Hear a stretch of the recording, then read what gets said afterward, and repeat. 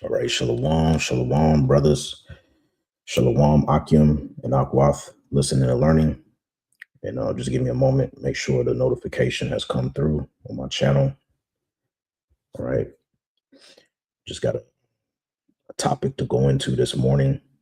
All right. It's almost 8 a.m. here in Melbourne, Australia. And got up this morning. First thing I did was prayed and hit the news to see what's going on. You know, as we take the things that are going on across the four corners of the earth and we cross-reference them to the scriptures so that we can edify the sheep. All right. And let me see here. Okay, yeah, I think the notifications have come through.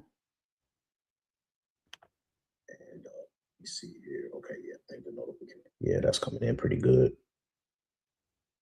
Okay. Yeah, that's coming in pretty good. Yeah, we good. All right. Let me just share that.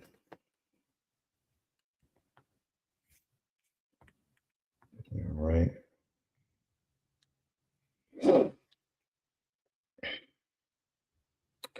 Okay, I'm happy with that. So before I get started, I want to say Shalom, Ka Halal, Yahweh, Bahasham, Yahweh Shai, Bahasham, Rakah, HaKodash, and double honors to the beloved apostles and elders of Great Millstone, better known as GMS, who grew well.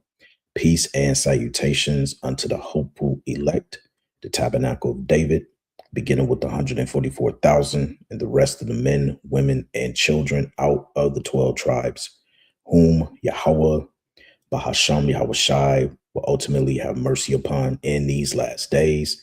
I am your brother Matazabath, residing from the branch of the Great Millstone here in Melbourne, Australia. All right. And I wanted to do a lesson today through the spirit and power of Yahweh, Bahasham Yahweh Shai. And the title of today's lesson is going to be Australia Tries to Mimic Divine Omniscience Through Their Drone Technology. Okay. Once again, the title is Australia Tries to Mimic Divine Omniscience Through Their Drone Technology. Okay. And this comes via way, as you can see here on the screen. Police drones take flight and more crime trials. Okay. And this was pretty much aired yesterday on Channel 7 News in Australia. Now, why is this important? Because first and foremost, when you come over here, okay, you have a report. And matter of fact, you know, the beloved Elder Apostle Gabar spoke on this recently about a week ago on how we here at Great Millstone, we have to go more into the bankers and what they are trying to do. Okay. And now for those who don't believe, all right, this is an annual report from the Rockefeller Foundation that was published back in 2010. Okay. And here I have within their PDF form, which this is, you can get this on Google. They still have it up. Okay. They have Lockstep, Hack Attack, Clever Together, and Smart Scramble. Okay. And you're going to see, based upon these two right here, which today we're going to focus on, which is their Lockstep and Hack Attack, because that's the time that we're in right now in order for them to establish their new world order. Okay. But before we attack this PDF, I want to come back over here. Okay. I'm going to play the video real quick so that you can understand what's going on. And then I also have another TikTok video lined up to play as well within the lesson. So Lord's will, this will be edifying, straight to the point. And let's take it from here. Launch new crime-fighting tech with a trial of drones at trouble-plagued Moree in our northwest. In a national first, the eyes in the sky can fly at a moment's notice, controlled by pilots at Polair headquarters in Bankstown. Rex Quayle is there. Inside Bankstown Airport here in Sydney's west, they're tracking offenders that are more than 600 kilometres away. New South Wales Police today unveiled a new drone technology that can track fugitives on the run from the skies. This vision is from a trial that's been done in Moree in the state's northwest over the last month. they're able to track in real time where an offender is at any one moment. Information is being fed back to those officers on the ground about where the fugitive is moving to, so the officers can adjust accordingly. And in this case, it was successful and they arrested the offender. There has been privacy concerns about this new technology, that police will use these drones to spy on residents, but police say that it will only be used in active scenarios and that it could have been used to help catch those high-profile fugitives such as Desi Freeman in Victoria or Julian Ingram in New South Wales. We don't want the community just to be safe. I want them to feel safe. But I want to assure people that this is actually about keeping the community safe and tackling crime. It has nothing to do with surveillance. It's certainly cheaper and quicker than putting up a police helicopter like this one to track people on the run. So is this the future of policing? We're going to try and answer that question in 7 News tonight at 6 p.m. Okay. So this is where we're at. Okay. Now this is located in New South Wales, okay, which is another state going up northwards towards where I'm positioned here, because I stay in Melbourne, Victoria, but this is in New South Wales, and they are currently trialing this technology on a 6-month trial. Okay. Now what's interesting is, let me take this off the main screen. I want to put this up. Now I want you guys to check out this, because this also just came into fruition yesterday. So let's check out what this guy has to say. Australia's secretive Defence Department just gave Palantir, a company linked to enabling genocide and mass deportations, its biggest contract ever. There are 5 big issues with this. 1. Palantir's AI has been linked to lethal surveillance in Gaza, contributing to tens of thousands of civilian deaths. Now our Defence Department is spending millions on it. 2. Palantir built the system ICE uses to track immigrants with Medicaid data. New York hospitals pay them millions while they enable family separations. 3. Defence just handed Palantir a $7.6 million contract without going to market, nearly double the original proposed contract size. 4. Defence has now spent over $26 million on Palantir since 2013. Add to that Coles, Westpac, Rio Tinto and the Future Fund's $100 million investment. Australian money is flooding into this exploitative and dangerous company. 5. We're embedding a Trump-linked company owned by billionaires who loathe democracy into our most sensitive defence systems. So here's what we should do. Cancel these contracts now and keep Palantir out of our government, out of our lives and out of our country. Authorised by Jay McCall, Australian Greens, Canberra. Right. So I'm going to play it one more time because he said a lot within 1 minute. All right. So here it is one more time. Australia's secretive Defence Department just gave Palantir, a company linked to enabling genocide and mass deportations, its biggest contract ever. There are 5 big issues with this. 1. Palantir's AI has been linked to lethal surveillance in Gaza, contributing to tens of thousands of civilian deaths. Now our Defence Department is spending millions on it. 2. Palantir built the system ICE uses to track immigrants with Medicaid data. New York hospitals pay them millions while they enable family separations. 3. Defence just handed Palantir a $7.6 million contract without going to market, nearly double the original proposed contract size. 4. Defence has now spent over $26 million on Palantir since 2013. Add to that Coles, Westpac, Rio Tinto and the Future Fund's $100 million investment. Australian money is flooding into this exploitative and dangerous company. 5. We're embedding a Trump-linked company owned by billionaires who loathe democracy into our most sensitive defence systems. So here's what we should do. Cancel these contracts now and keep Palantir out of our government, out of our lives and out of our country. Authorised by... Right. So now that brings me back, to this situation here. So now you can understand how this is all tying in together. And while they decided to come out with police drone technology within New South Wales, because they just signed the contract with Palantir, okay, to pretty much spy over the citizens. That's really what it is. Now, if you don't understand what Palantir is, right, let's come over here.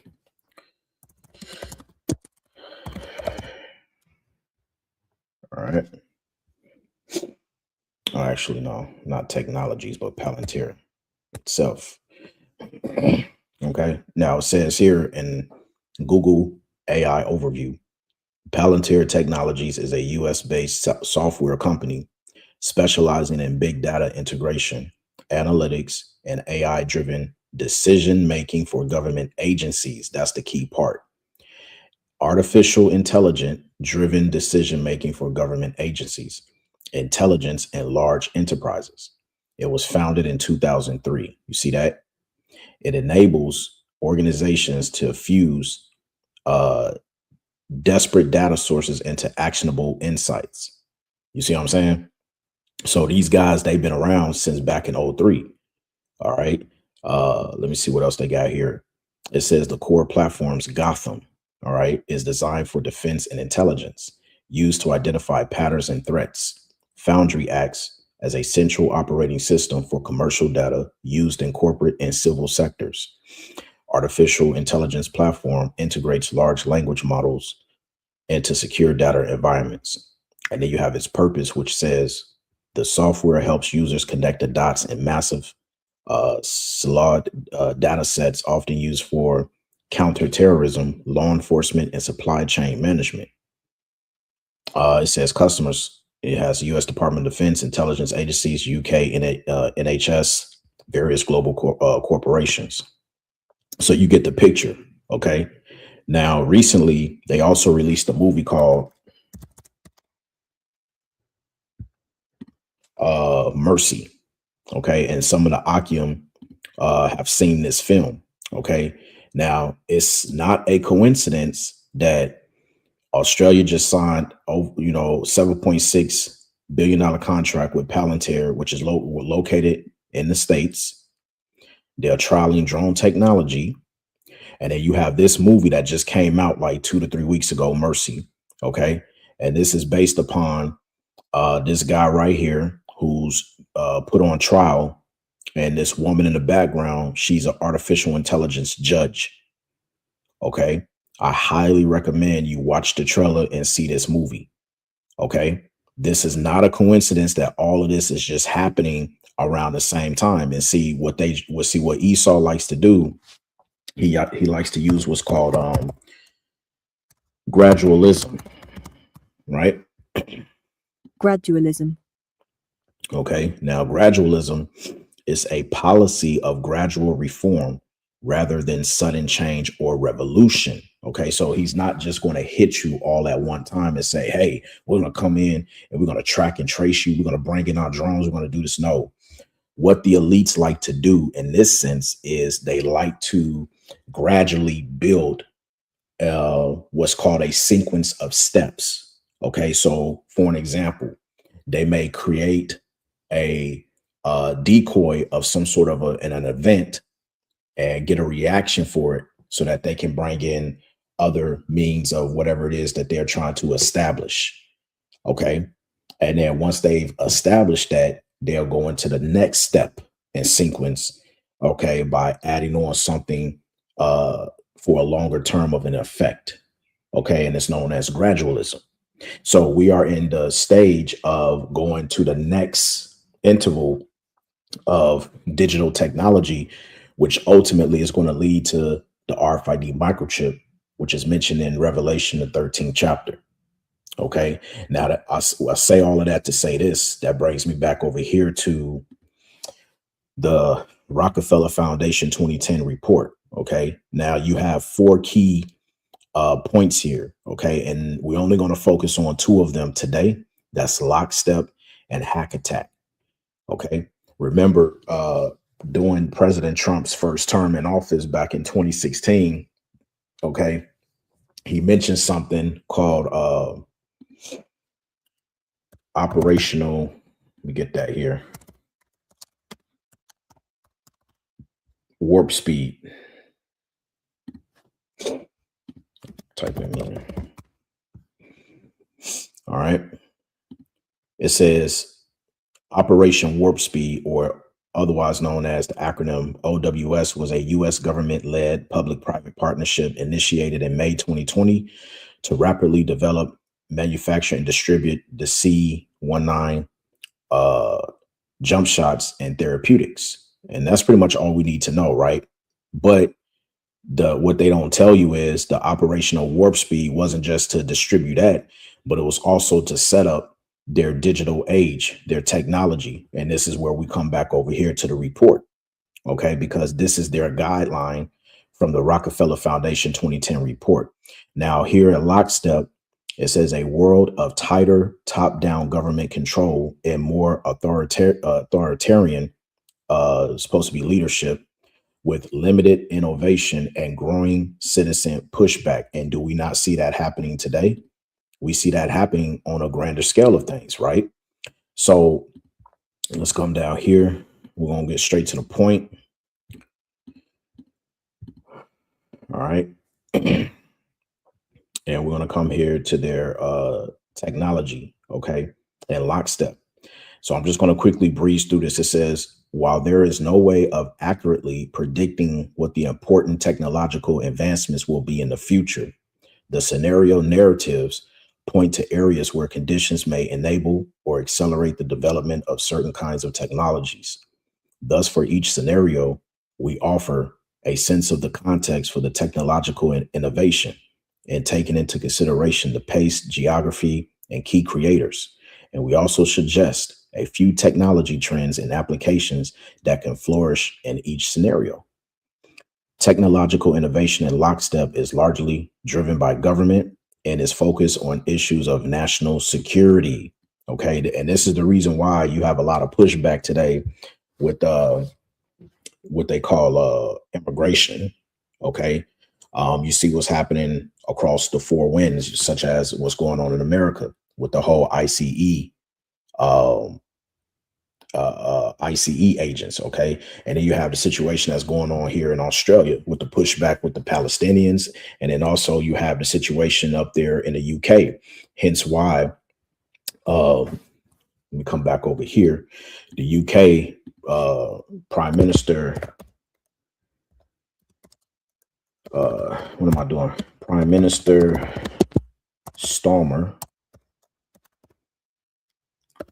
spelled this name wrong, introduces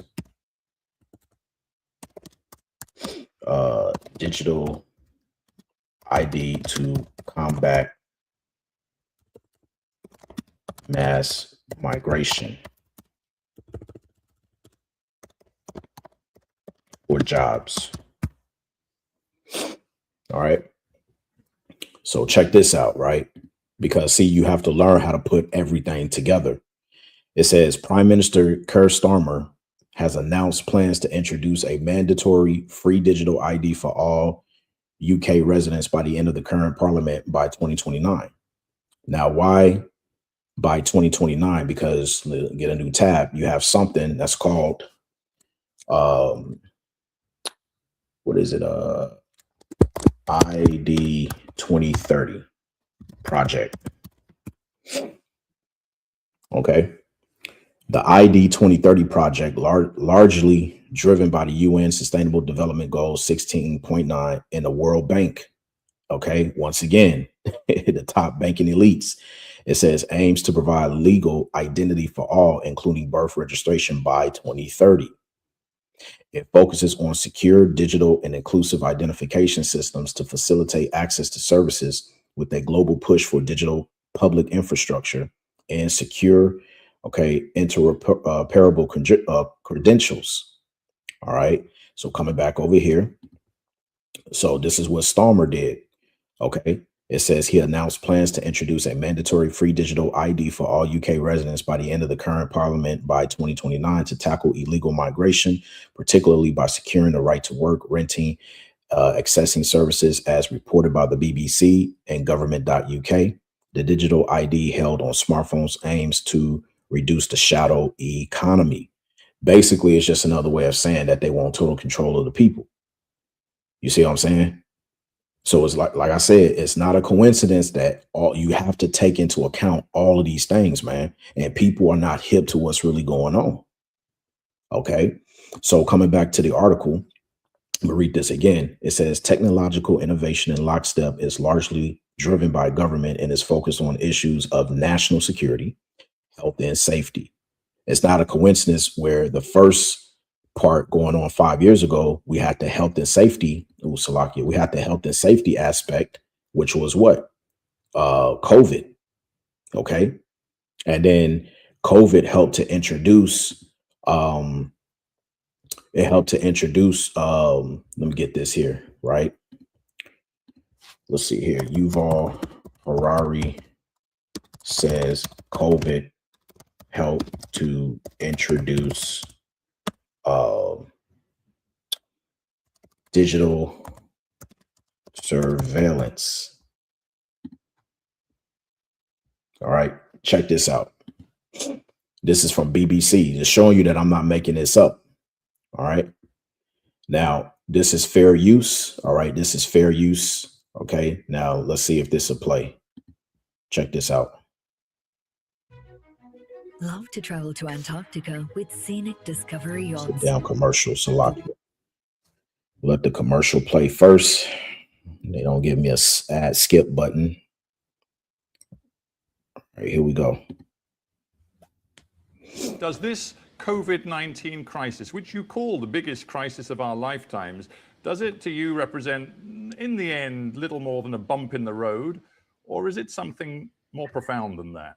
I think that in our lifetime, if you think in terms of a couple of decades, it will be big. Not because of the epidemic itself, but even more so because of the economic and political consequences.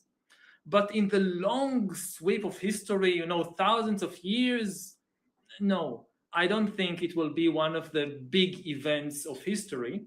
It could be a watershed event in several ways, like we discussed earlier with surveillance. People could look back in 100 years and identify the coronavirus epidemic as the moment when a new regime of surveillance took over, especially surveillance under the skin, which I think is maybe the most important development of the 21st century, is this ability to hack human beings. Noted. Okay, so let me take that back, because we here at Great Millstone, okay, we're through the spirit and power of Yahweh Ba'Shem Yahushai, we've been telling you that this is what is going to come down to. He mentioned surveillance under the skin, which none other than is the RFID microchip, the mark of the beast, right? Take it back. Identify the coronavirus epidemic as the moment when a new regime of surveillance took over, especially surveillance under the skin, which I think is maybe the most important development of the 21st century, is this ability to hack human beings, to go under the skin, collect biometric data, analyze it, and understand people better than they understand themselves. This, I believe, is maybe the most important event of the 21st century. The moment when a system out there knows me better than I know myself. And these people are wicked, man. They're the evil that the Bible speaks of. And, remember, one of the steps within the Rockefellers Foundation, when you come back to it, is what? The hack attack. Okay? The hack attack, which we're going to get into a little bit later. But just to get back to the lockstep, because we have to go through the lockstep first in order to get to the hack attack, right? So here's some of the technology trends that they put as a guideline. And then as I read through this, you can start to see how that pans out into what they are trying to accomplish in our time today here in 2026. So it says, let me finish this off. Most technological improvements are created by and for developed countries, shaped by governments' dual desire to control, you see that, and to monitor their citizens. This is why he said, era, okay, open up the doors for surveillance on a mass scale, because now they have the technology to hack every single human being here on the planet Earth. You see? Once again, it don't sound like a conspiracy theory anymore when you put all the details together, does it? Okay. It says, in states with poor governance, large-scale projects that fail to progress abound. So it says technology trends and applications we might see. Keep in mind, this is just a guide that was written down back in 2010. Scanners using advanced functional magnetic resonance imaging technology become the norm at airports and other public areas to detect abnormal behavior that might indicate antisocial intent. Now, remember, coming back to the drones, okay? Let's watch this again. And so that you know, I'm not making this up. This was 1 day ago. As you see the date there, February 19, 2026, 1 day ago. Inside Bankstown Airport here in Sydney's west, they're tracking offenders that are more than 600 kilometres away. Bankstown Airport, keep that in mind. New South Wales Police today unveiled a new drone technology that can track fugitives on the run from the skies. This vision is from a trial that's been done in Moree in the state's northwest over the last month. They're able to track in real time where an offender is at any one moment. Information is being fed back to those officers on the ground about where the fugitive is moving to, so the officers can adjust accordingly. And in this case, it was successful and they arrested the offender. There has... Yeah, so that's all we need, man. Okay. So you can see how you know, in this sense, they was going to use scanners, but you can see how that upgraded to using drone technology. Okay. And the drone technology, they have RFID scanners as well, especially at nighttime if they're trying to catch the perpetrator. Okay. So it goes on to say, in the aftermath of pandemic scares, such as the COVID, smarter packaging for food and beverages is applied first by big companies and producers in business to business environment, and then adopted for individual products and consumers. And an example of that is post-COVID, they showed you, especially in California, you had some technology where they had a robot or whatever deliver food and packages, right? Parcels and so forth. It says new diagnostics are developed to detect communicable diseases. The application of health screening also changes. Screening becomes a prerequisite for release from a hospital or prison, successfully slowing the spread of many diseases. This is the reason why during the COVID era, they had what was known as a barcode system, right? So I don't know how it worked in the States, but here in Australia, if you took the jump shot and you wanted to go somewhere, you had to scan the barcode to check in, right? And so, say, for instance, that company that you went to, let's say, to make it even simple, you went to a restaurant. When you enter into the restaurant, you had a barcode you have to scan in, which allowed for you to check into that restaurant. So if the infection spread and they had to shut the business down, what the police would do here in Australia is they would tap into that data to see everybody who had been not affected, but everybody who had entered into that business, right, by checking in, when they can actually go based upon your check-in and they can find your address and everything, right, all of your details, and then they can come up to your doorstep and give you a swab test to see if you are infected with COVID. Okay. And they did that between 2020 to about 2022, 2 years. You see what I'm saying? But they used the data technology through the barcode system simply by you just going in and scanning your phone, and then voila. All right. So again, we're reading the guidelines, and then we're showing you in real time how they've implemented this with this being written back in 2010. And now we're in 2026. It says telepresence technology respond to the demand for less expensive, lower bandwidth, sophisticated communication systems for populations who travel is restricted. All right. It says driven by protectionism, National security concerns, nations create their own independent, regionally defined IT networks, okay, i.e. Palantir, mimicking China's firewalls. Governments have varying degrees of success in policing internet traffic, but these efforts nevertheless fracture the World Wide Web. All right, this is why they want to shut down the internet, and they want to reset it by having full control over it. Now, although they don't want to do that just in one hit, so they're doing it in in stages. Okay, this is why, for an example, let's come back over here. Let's see. Australia implements. Yeah, here it is right here. All right.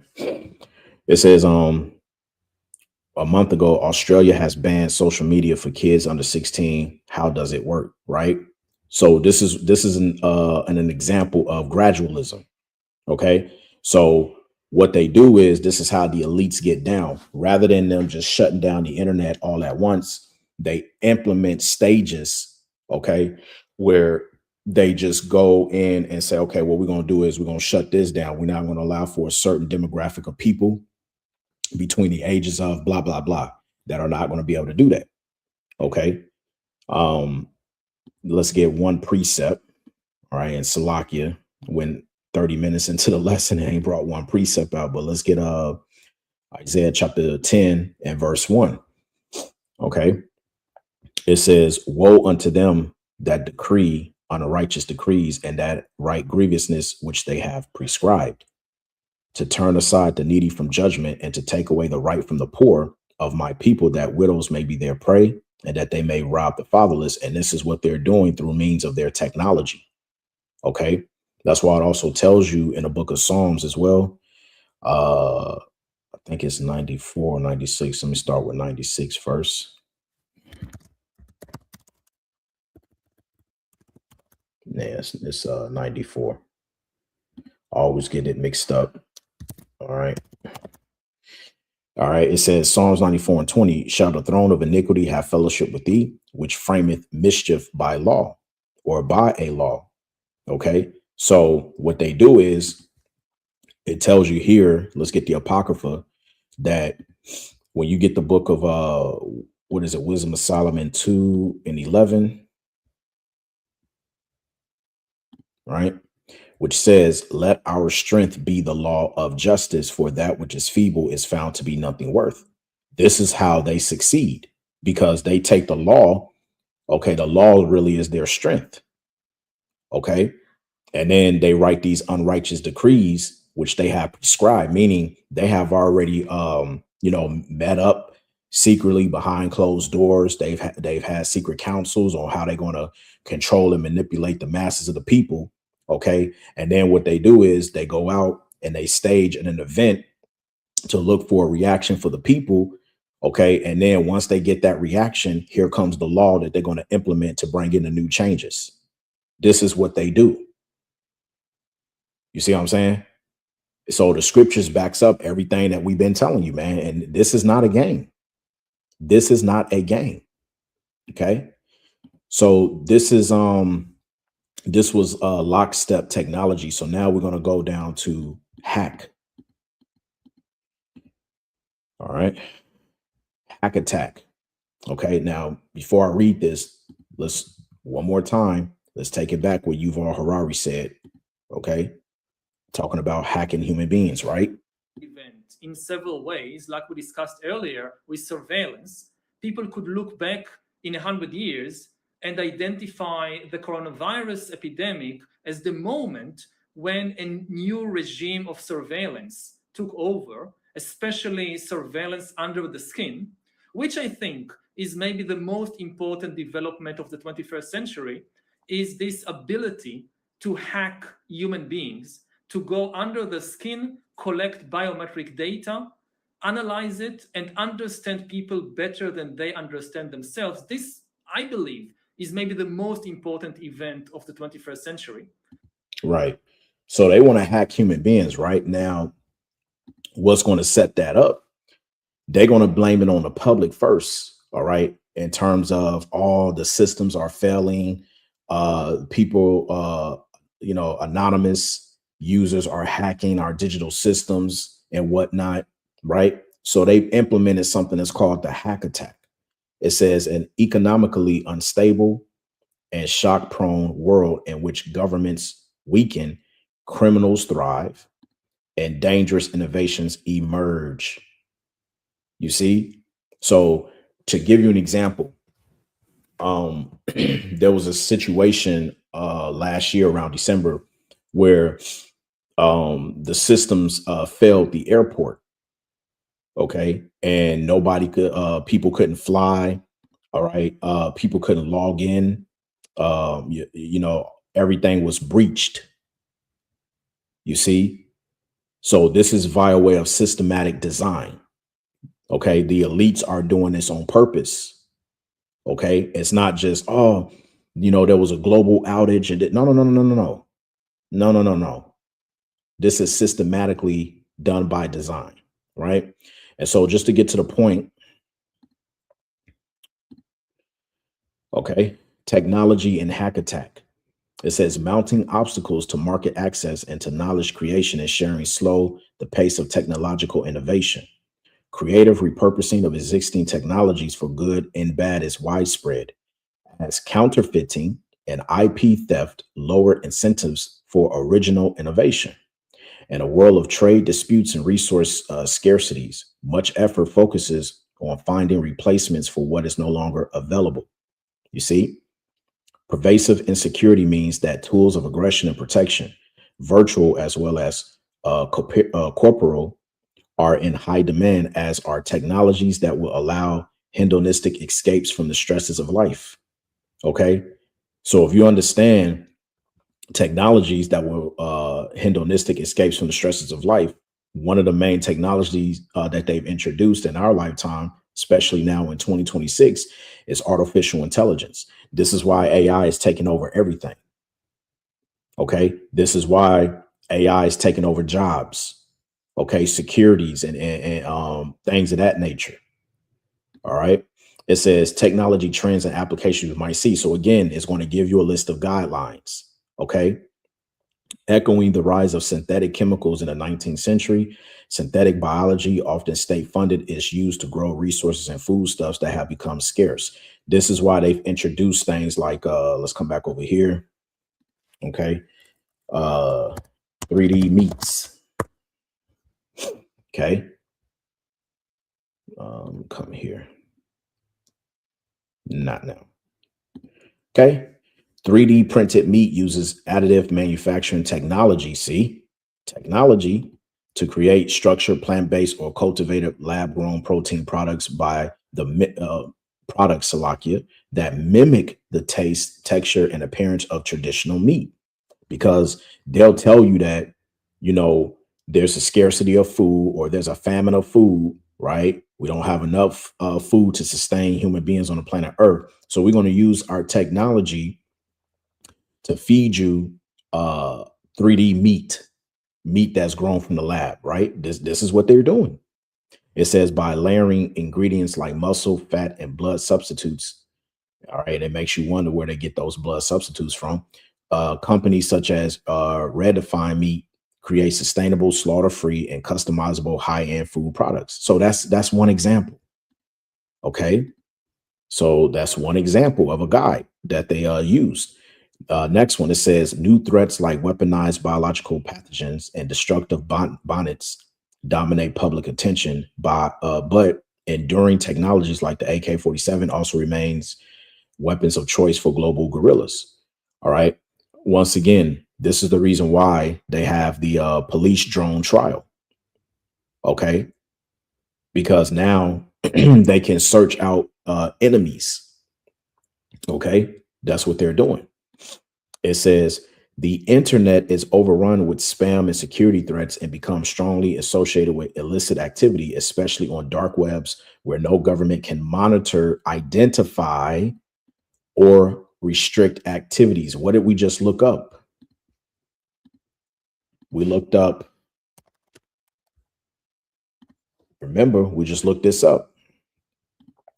Okay. Australia has banned social media for kids under 16. That's just one example. You see, mind you, again, this was written in what? 2010. So this is how they're going to respond, and they're going to implement by bringing in these changes to start their new world order, man. It's right here in your faces. You see? It says identity verification technologies become a staple of daily life. Identity verification, meaning you have to identify yourself. Now, if you haven't been paying attention, France backs India's digital ID. Let's get this right here.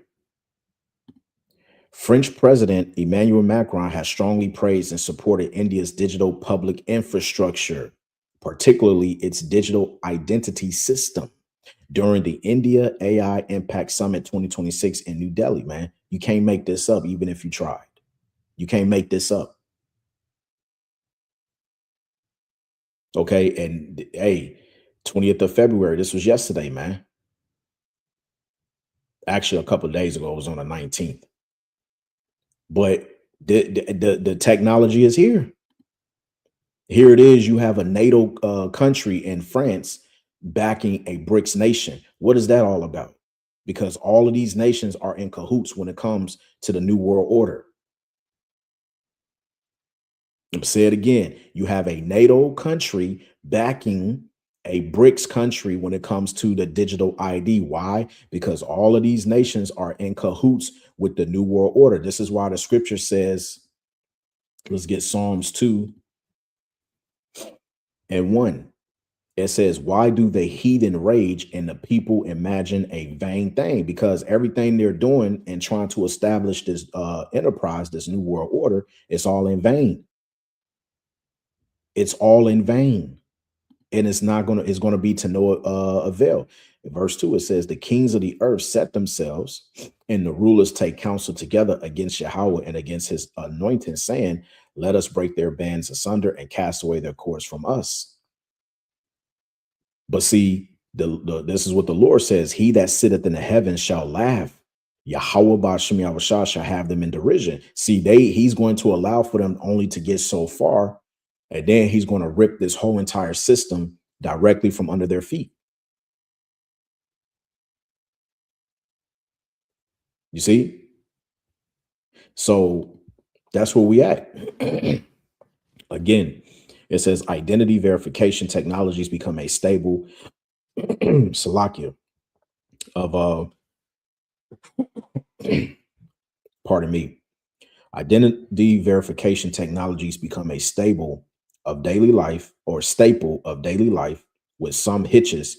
A database of retina recordings stolen by hackers in 2017 is used to create numerous false identities still at large in the mid 2020s. Now you can understand a reason why they want to implement digital identification. Now you understand their purpose in bringing such technologies into play, right?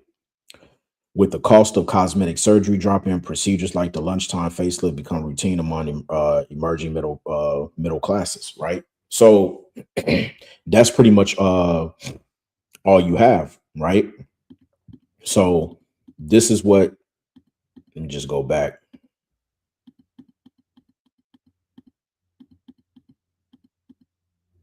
Let's see. Okay, so this is what we're at. Okay, lockstep, hack attack. Okay, and they're trying to accomplish clever together by means of establishing a new world order. But first, they want this. They need eyes on the ground. Okay, and so now let's get some precepts to close out. All right, and first precept.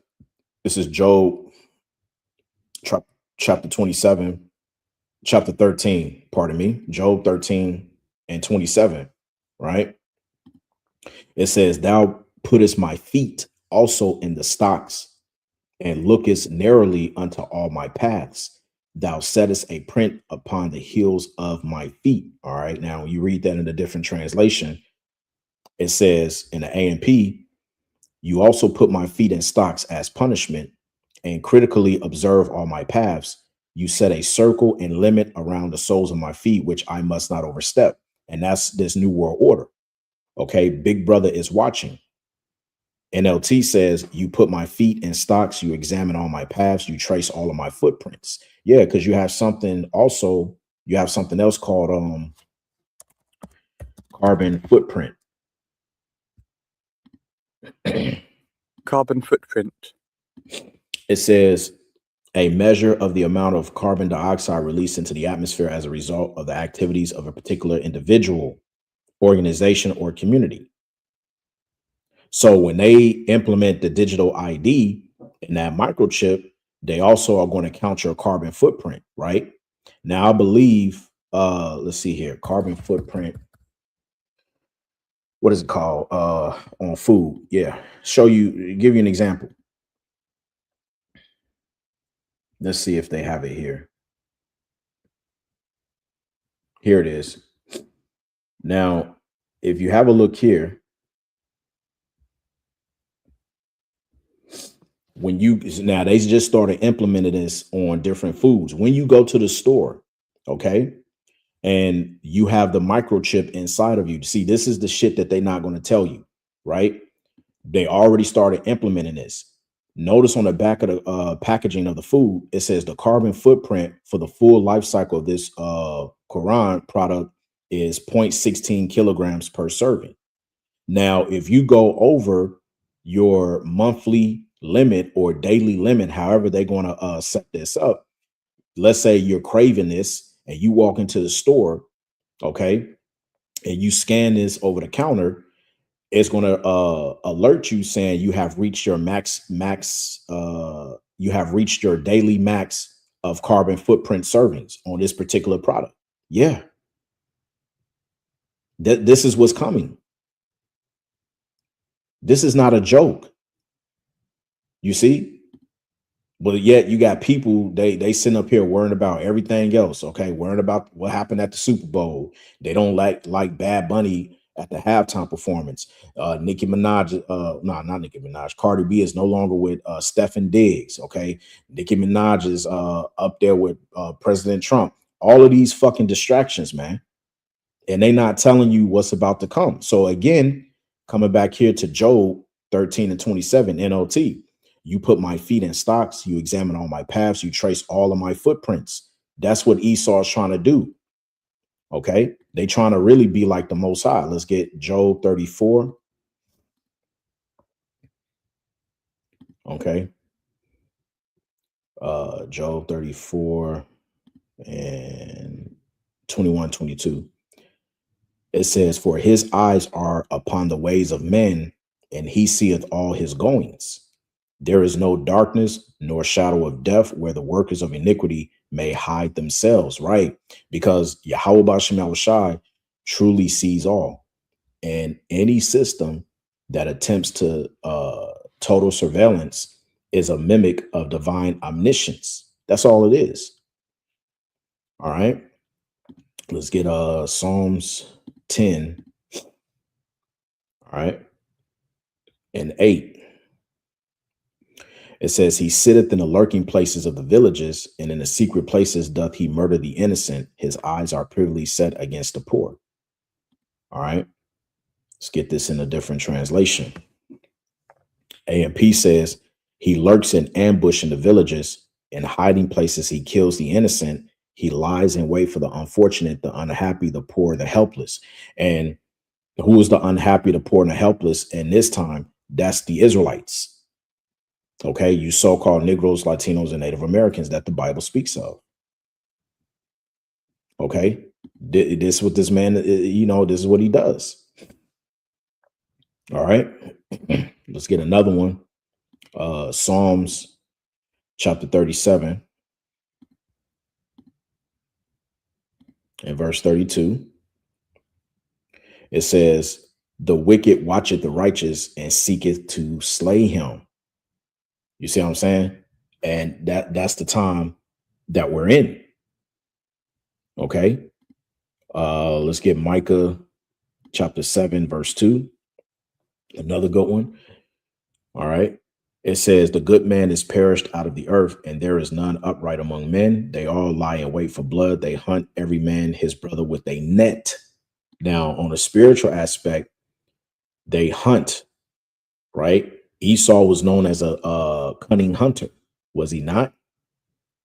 Now, hunting with a net, let's say spiritually, it parallels with today's modern systems of tracking and control.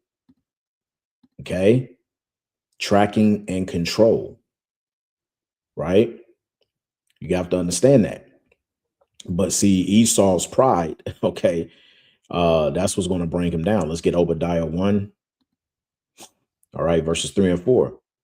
The pride of thy heart have deceived thee, thou that dwellest in the clefts of the rock, whose habitation is high, that saith in his heart, who shall bring me down to the ground? See, his nest among the stars, right? So like, let me keep reading. It says, though thou exalt thyself as the eagle, and though thou set thy nest among the stars, thence will I bring thee down, saith Yahweh, right? Because his nest among the stars, that goes into his satellites, space dominance imagery, okay? Basically him overall exalting himself like the Most High, Yahweh. You see? And through the means of his digital ID, he wants to have total surveillance over the masses of the people. Okay? You have to understand that. Right? He's attempting to have that godlike authority, right? Let's get Habakkuk. We got to get that. Habakkuk 2. All right, at 5. Habakkuk 2 and 5 says, yea, also because he transgresseth by wine, meaning his philosophies, he is a proud man, and neither keepeth at home, who enlargeth his desire as hell, and is as death, and cannot be satisfied, but gathered unto him all nations, and heaped unto him all people. Okay. He wants total global control and dominion over the nations. This is the reason for his new world order. Okay. Plain and simple. Plain and simple. All right. And it's going to lead to this right here. And we can end it here. All right. We can pretty much end it here. All right. Revelation 13, 16 through 18. It says, and he causeth all, both small and great, rich and poor, free and bond, to receive a mark in their right hand or in their foreheads. And that mark is the Greek word charagma, which is an incision. And that no man might buy or sell save he that had the mark or the name of the beast or the number of his name. Let you know that this is a physical mark. Here is wisdom. Let him that had understanding count the number of the beast, for it is the number of a man, and his number is 666. Okay. Chi psi stigma. When you go into the word stigma, it means to act as a badge of servitude or to prick or stick. That's how we know that this is a physical marking. Okay. And through this stamp that everybody's going to have to receive, this gives them total economic control, which goes into surveillance plus enforcement of the system. All right. You know, so that's pretty much it. You know, I just wanted to do a quick lesson on, you know, what's going on here down in the land down under, as Australia tries to mimic divine omniscience through their drone technology. Okay. And Lord's will, this lesson was edifying, straight to the point as always. And yeah, hopefully we continue to endure, stay prayed up. All right. And with that, I want to give all praise, glory, and honor be to Yahweh, Bahasham, Yahweh Shai, Bahasham, Rachaha Kwadash. Double honors to the apostles and elders of Great Millstone, better known as GMS, who we will. Peace and salutations unto the hopeful elect, the tabernacle of David, beginning with the 144,000 and the rest of the men and women and children out of the 12 tribes whom Yahweh, Bahasham, Yahweh Shai, will ultimately have mercy upon in these last days. All right. And once again, I'm your brother Matazabath, reporting from the branch of the Great Millstone here in Melbourne, Australia. Shalom.